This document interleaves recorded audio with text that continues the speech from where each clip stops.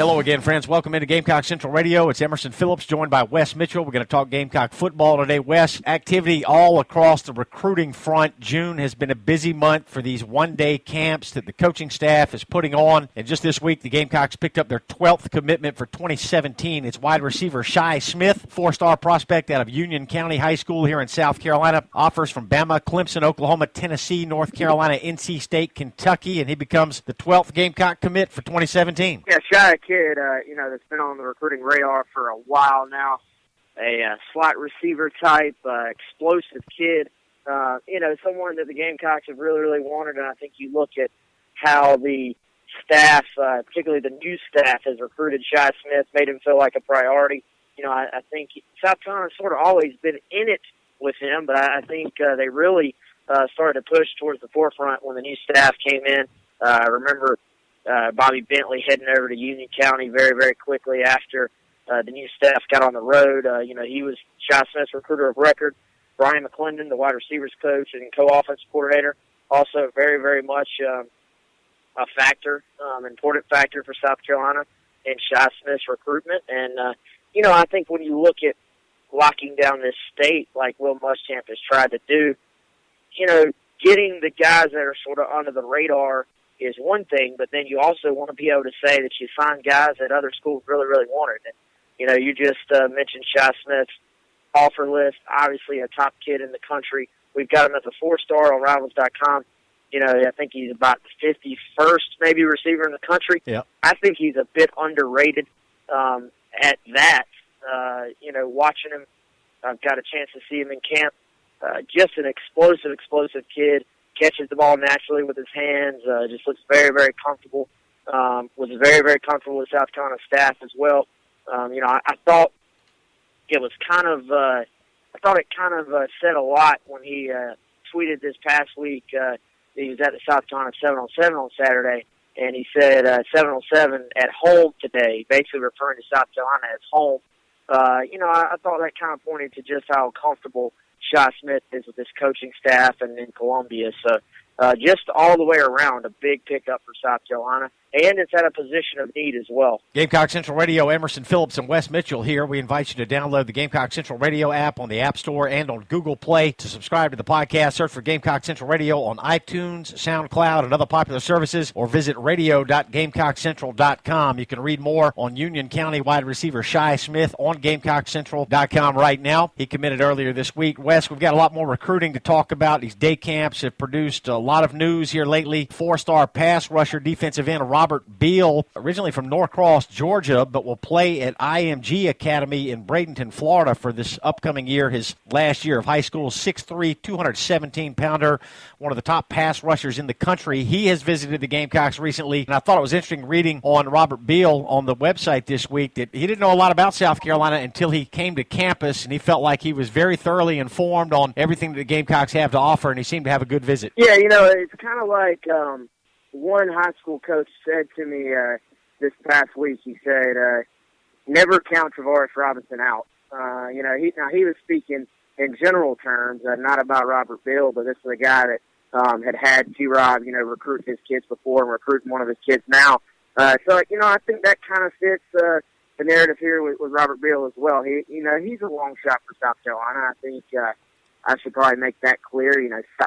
Georgia, I think with that being his original in-state school, with where he's from, he's been to Georgia 7 times, I think, and then Alabama has made him a really, really big priority. And, is a kid that basically has everybody in the country coming after him. So if you're South Carolina, are you going to likely land this kid? Probably not. But if he's coming to your campus, if he's saying he's interested, or if he's willing to listen to you, then you clearly give it a shot and give it your best effort and go for it. So, I think that's kind of a guy where you look at this staff and you look at what this recruiting staff is capable of. They're capable of getting guys like that interested in South Carolina. Now, in time, they're going to hope to be able to land kids like this, and they're going to need to land kids like this. But I think with Robert Beal, you sort of just, as long as he's willing to listen, you keep recruiting him, and who knows what can happen in recruiting because things change.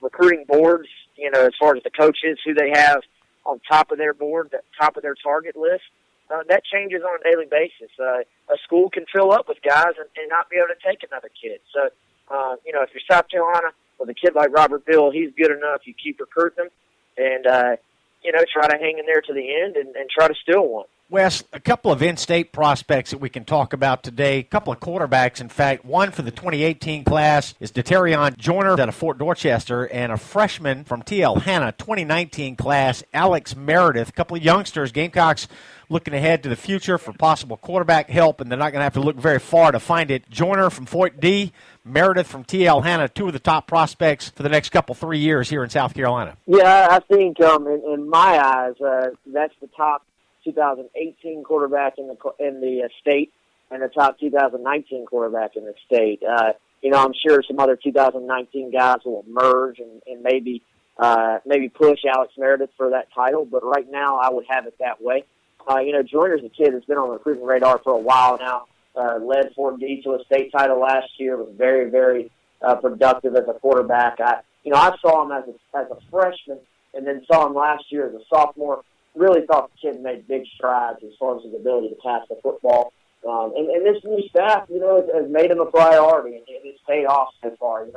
I think, you look at a kid that probably wasn't that interested in South Carolina previously. The new staff has made him a big priority. At the 707 on Saturday, they had one of the opening games in the event in Columbia, and I look up and right there on the sideline, you got Will Muschamp, you got Brian McClendon, Pat Washington, you got Tavares Robinson, you got Ellis Johnson. Basically, like almost the entire coaching staff is sitting there watching this kid play. So, I thought that sort of sent a little bit of a message to Dakereon Joyner about what this staff, sees him as far as the priority goes. So, and I think this is a kid that has garnered some hype in the state, leading Fort D to a state title. He's a kid that sort of got some flash to his playing style, and he's a leader too. So I think it's another kid where you look at him trying to make in-state a priority. He's a kid that people would take notice if South Carolina can land this guy. You look at Alex Meredith, a little bit early for his recruitment, still waiting on that first offer, but, he's going to have to grow a little bit, going to have to get a little bit taller. But Kurt Roper already sort of making him a priority, already sort of working hard, even told Alex Meredith that he will be a college quarterback, somewhere. Now, I think how much bigger he gets, just in stature, in height, sort of building the arm strength a little bit, is going to determine what level of college. Is he an SEC guy or is he more of an FCS guy? But I think if he continues to progress, just looking at the numbers this kid put up, over 30 touchdowns, over 3,000 yards, I think, as a freshman, that's pretty impressive. So, I think Alex Meredith has the potential to get a bunch of offers before all is said and done. And South Carolina actually, without offering, South Carolina in really, really good shape just because he's a kid that's grown up, following the program very, very closely. Wes, one of the most noticeable changes with the Will Muschamp staff's approach to recruiting has been that they've been getting in on in-state prospects much earlier maybe than we've seen in recent years. The Muschamp staff has really done a tremendous job going after high school freshmen, sophomores, and looking to the future, where in the past maybe the Gamecocks are waiting until a little bit late in the game to get on some of these in-state prospects. That's certainly not the case anymore. Yeah, they got in on them early, and it took them a little bit of time because they had to take care of 2016. Then they had to take care of 2017. Now, I think you look at 2018, that's probably the first class where you'd say they're not behind. Even 2017, as early as recruiting starts, they were a little bit behind clearly with just about the logistics of when they arrived at South Carolina. So you look at 2018, and, they're going to get a full, recruiting cycle to recruit these guys and go ahead and get in on them early. And it just so happens to work out that 2018 in-state is one of the best classes that I've seen for the Palmetto State, since I've been following this stuff. So, it kind of works out that way. I think, that class will put the state of South Carolina back on the map nationally as far as recruits go. And I think South Carolina is really in good shape with a lot of those kids. So, it's going to be fun to watch that moving forward. And, something I think worth mentioning, I've mentioned a couple times, is just the accessibility of Muschamp's camps. They've got all these camps in June. There's really almost no excuse for a kid that wants to come. There's really no excuse because they've got one about every day. So logistically, scheduling-wise, you're going to be able to get to the camp. And then it's $20 a head. That's almost unheard of. Most of these camps are $40, $50, $60, $75 or more dollars. So very, very accessible camps for these kids to get in and work with this coaching staff. Wes, talk about the schedule for the remainder of June here. These one-day camps will continue throughout the month. We mentioned a couple of weeks ago on Gamecock Central Radio that there were 18 days of these one-day camps scheduled for the month of June, so more to come here this month. Yeah, more camps. I think they got them about every day this week. They'll have a big group Friday, I'm sure, a big group Saturday, and then, it continues through the rest of the month. But, for the last about 2 weeks here, they've had some type of camp, either mostly here in Columbia, and then some days even the staff getting out and, going to satellite camps in Tennessee, satellite camps in Mississippi. There's actually a satellite camp on Wednesday at Myrtle Beach that South Carolina will have staff members present at.